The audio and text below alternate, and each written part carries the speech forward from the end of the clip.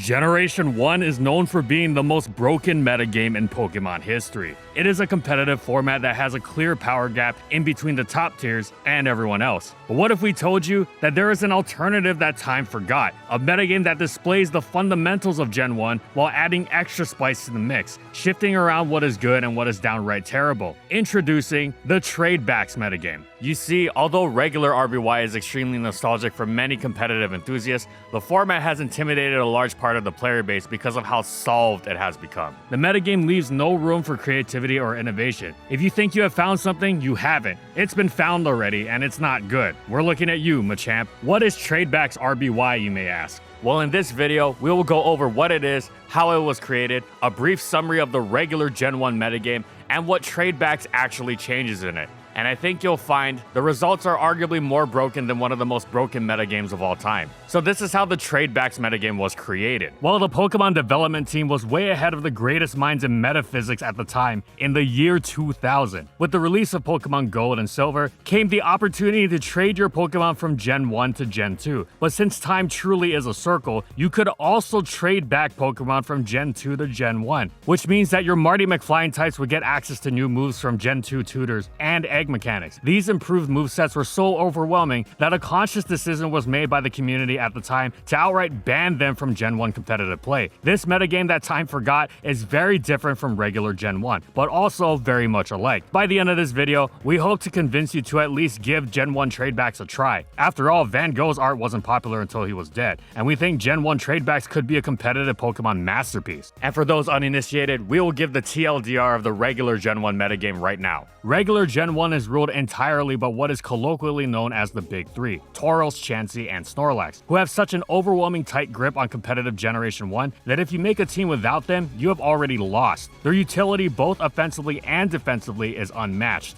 and they serve as checks to the other strong Pokemon in the game. Tauros in Gen 1 is known to be a weapon of mass destruction, combining its high speed and high crit rate with stab-boosted Hyper Beams that do not need to recharge if you get a kill. Tauros is sure to take down 1 to 6 Pokemon on the opponent's team if left unchecked. Chansey, a Pokemon historically known to be defensive, is not only a wall against special threats, but also a special threat itself thanks to the special defense and special attack stats combining into one for Generation 1. This means that Chansey can single-handedly fluster your attempts at sweeping with Gen 1's powerful Psychic types while blasting your team with Ice Beam at the same time. Snorlax is not only an incredibly physically bulky Pokemon, capable of tanking almost any physical hit, notoriously due to how terrible the fighting type is in Gen 1, but also a terrifying kamikaze version of My Neighbor Totoro, capable of exploding and trading the last sliver of its life for one of your own valuable Pokemon, like Chansey or Alakazam. Speaking of Alakazam, if Chansey, Tauros, and Snorlax are locked into 99% of competitive teams, what does that mean for the rest of its viable Pokemon? Who even makes an appearance in regular Gen 1? Psychic types, of course. Although Mewtwo is the poster boy for how broken the Psychic type was in early generations, the Gen 1 OU metagame has several other candidates to back those claims up. You have a host of powerful sweepers such as Alakazam, Amnesia Slowbro, and Starmie, a defensive pivot who can also explode at any given moment like Exeggutor, and the terrifying Jinx, who can not only sleep one Pokemon from the get-go, which equates to death in Gen 1 due to how sleep mechanics work, but can also freeze your entire team like Sub-Zero. And we know that nobody beats Sub-Zero. The rest of the relevant Pokemon are Zapdos, who does Zapdos things, Rhydon, who beats Zapdos and checks Tauros, sorta, and Gengar, who is the one safety net at the constant barrage of explosive Pokemon that Gen 1 teams carry. There are, of course, some other Pokemon that make cameo appearances here and there, but are largely absent due to the sheer dominance of the aforementioned Pokemon. With this said, will Gen 1 Tradebacks change the status quo? Let's find out. Gen 1 Tradebacks' most notorious difference from regular Gen 1 is the expansion of many Pokemon's move pools. Let's look at some of the biggest winners in this lucky draw called Destiny provided by TM's Move Tutors and Egg Moves. Just like your friends from high school, Gen 1 Tradebacks had big winners, moderate improvements, and Pokemon who stayed the same and also hate you and everyone in their lives because they still live in 1999 mentality. There are 4 clear winners from the time travel extravaganza that Pokemon created inadvertently: Persian, Alakazam, and wait, Snorlax got buffed? You remember now how we said that Snorlax is a great tank, capable of dishing out massive damage through its explosive prowess? And do you also remember how we said that getting sleep means your Pokemon is basically dead in the first generation? Well, Snorlax now has access to Lovely Kiss, a sleep move that has 75% accuracy, which means that at least 3 times out of 4, Snorlax is going to be taking at least 2 Pokemon on your team. Alright, so after talking about the elephant in the the room, we can now focus on our other 3 big winners. We now understand why Team Rocket boss Giovanni carried a Persian everywhere. Persian got access to a new toy in Hypnosis. Coupled with its high speed and guaranteed crits, in RBY Tradebacks, Persian instantly became a staple in the lead department. Sleeping a Pokemon and then critting the switch-ins is absolutely broken and game-changing. Meanwhile, Hypno got access to not only Amnesia to boost its special stat into Oblivion, but also access to the elemental punches, giving it the coverage it previously lacked to challenge the big 3, and other psychic switch-ins like Starmie and Exeggutor. This change turned Hypno from a D-rank Pokemon into a top threat that teams must prepare for. Speaking of the elemental punches, Alakazam also got them. A top-tier sweeper getting access to top-tier coverage answers the age-old question of what happens when Charles Xavier gets a Blicky. Now we should probably talk about the moderate W's that other Gen 1 Pokemon acquired through Tradebacks. Tauros got Surf, which lets it smack Rhydon harder, but is otherwise inferior to the freeze-inducing Blizzard that it already had. We also don't understand how a Bull is capable of surfing, but they couldn't just leave the number 1 Pokemon without a new toy. Clefable, just like Hypno, also gets the coveted Amnesia, and allows players to run not 1, but 2 unkillable pink blob walls that also happen to be able to sweep. Jolteon and the rest of the evolutions got growth from a long-forgotten NYC Pokemon Center event, elevating their offensive capabilities in order to turn them into serious threats.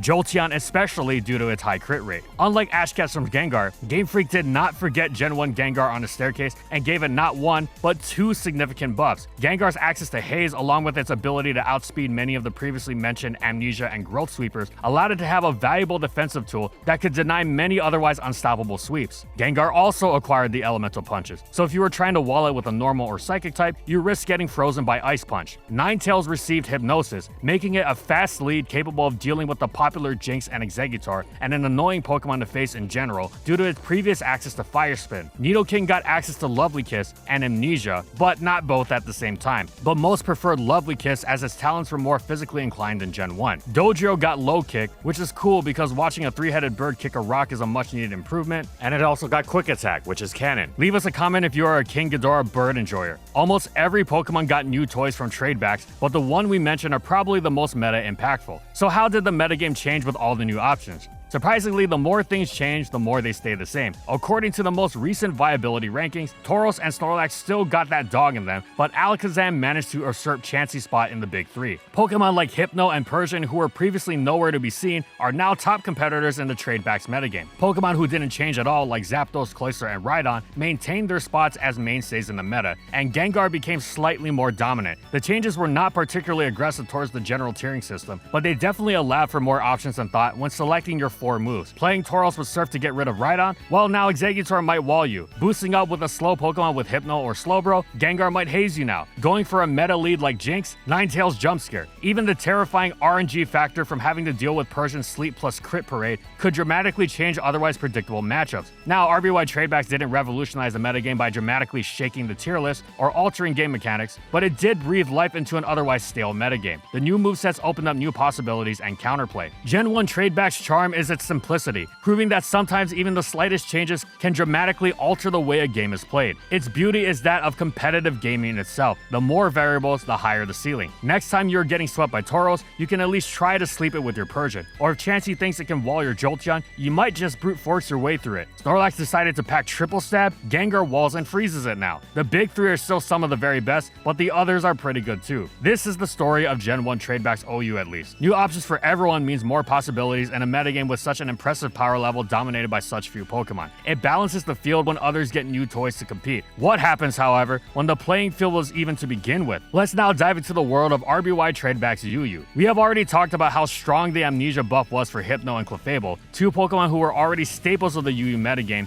gaining a meteoric rise into OU Tradebacks. But that is certainly not the end of the story of the rest of the UU tier. Vaporeon's growth acquisitions turns it into the only viable water type due to its sweeping capabilities, and its power generated debate within RBY Tradeback players on how ban-worthy it was. Ninetales' role as a trapping Pokemon cannot be underestimated in the tier as well. With access to Fire Spin and Confuse Ray, it is one of the Pokemon with the most capability to induce a Game Boy throwing Crash Out for your opponent. Speaking of Crash Outs, Electrode gained access to Headbutt, which is funny because every other physical move Electrode throws at you is technically a Headbutt anyway, making Electrode the prehistoric version of Flinch Hack, Jirachi, and Togekiss. The tier's other electric type, Raichu, became the de facto best electric Pokemon in the tier tier thanks to its new toy, Sing. Raichu really pulled a Susan Boyle, surprising everybody with its ability to sing. Speaking of rising stars, Aerodactyl's newfound access to Earthquake lets it smack a popular Pokemon in the tier that it previously only hit as hard as a wet tissue. A fun fact too is that Tradebacks is the only way to trigger the animation Aerodactyl has for Earthquake in Pokemon Stadium. And last but not least, Alakazam's younger sibling, Kadabra, also gained access to the elemental punches, meaning that would-be checks could be taken out of the picture quickly with an Ice Punch or Thunder Punch. If Alakazam in OU was Professor X with a Blicky, Kadabra in UU is Onslaught himself. Talk about powerful psychic types. Mr. Mind's access to Hypnosis and the elemental punches, coupled with its previous ability to paralyze any foe, turns Delia's husband into the scariest, most versatile threat in the tier. The impact Tradebacks has in the UU metagame is a dramatic one. It is such a fun contrast to see how OU became a more leveled playing field, while UU became a shark-infested pool with landmines in every tile. You thought the broken metagame in the title was about OU? Nah, we were actually talking about UU. And after learning about Tradebacks OU and UU, we know what's on your mind. What happens in Ubers? Well, if OU is already an over-centralized metagame that revolves around a few Pokemon, Ubers is that times 10. The existence of Mewtwo means that every team must prepare for it, and find ways to set up your own Mewtwo sweep. Tradebacks Ubers is very similar in nature to RBY Ubers, but the new toys bring an interesting dynamic to the mix. The meteoric rise that Snorlax had due to Lovely Kiss positions it as an auto-include in any team worth its weight. One could even argue that Snorlax and Persian being such effective sleepers and physical powerhouses made Ubers a more offensive metagame as well. Alakazam's access to the elemental punches lets it challenge Mewtwo and Mew in ways it previously could not. And ancient checks for Mewtwo like Amnesia Slowbro gain new friends to try and take down the raid boss as a team effort like Hypno and Clefairy. The metagame didn't change much, but the extra diversity is always welcome. Mew and Mewtwo gain access to Headbutt and the elemental punches as well as Flamethrower, but there was little to improve on with their established movesets. Unlike Mewtwo, however, Mew got newfound access to Roar, which let it run away from battle in-game and absolutely nothing else. Roar is just a more worthless version of Splash in Gen 1, with 20 less PP to boot. It seems that the higher the power, the less the new changes affect everything, and Ubers is the perfect example of the Tradebacks maxim. The Tradebacks metagame is also not the only lost metagame from Gen 1 either. We cannot forget the Stadium metagame. Pokemon Stadium released in 1999 and changed around many of the game's mechanics while patching up glitches. Critical hits got reworked, partial trapping allowed Pokemon to switch to break out of the lock,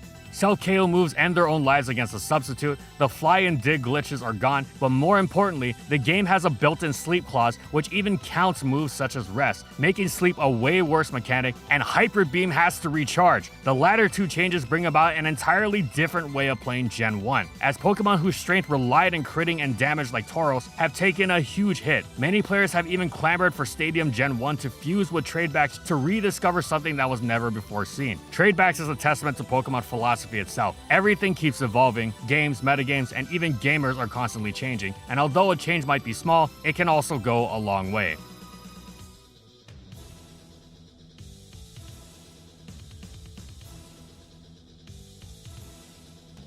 And thank you so much to our Platinum patrons. Thank you to Amphozenus, Alex Sable, Anthony Belval Renault, Bingleton, Daniel Isbeast, Corman, Eric Dissing, Funky, Glitcherton, Hal, Jack G, King Yabber, Nightfall, Megamon VGC, Mojo Gameslayer, Nurse Jake, Pretzel SP, Sojiro Sakura, Spavoon, Skylaria, Soras and Croxon, Shiwei Miji, Stoneface Colin, Kiboflu, Wardine for their major support of our videos.